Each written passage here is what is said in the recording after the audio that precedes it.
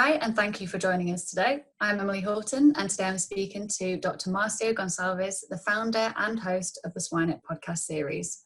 Marcio regularly interviews the brightest minds of the global swine industry, but today I thought it would be great to turn the tables and ask Marcio a little bit about where his journey began.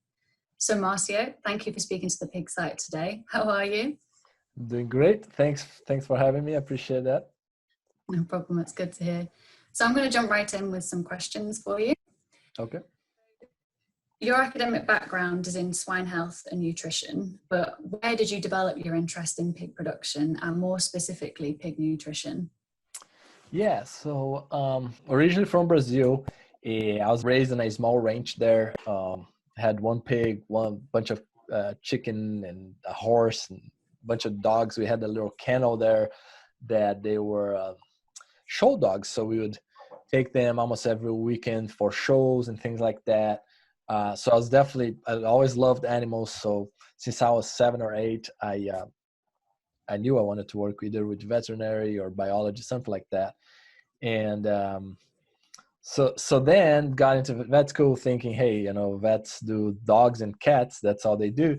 A year in, I found out about the swine group there back in Brazil. It was a very good group, and I started going, really enjoying it because it was a very well run department.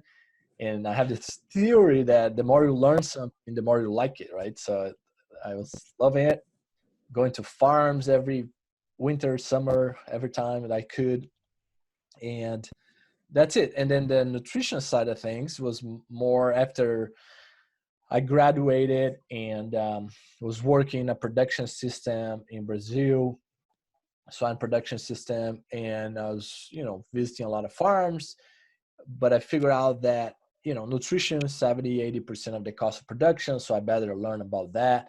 And I really like to cause like a positive impact, on the farms, the producers I'm working with.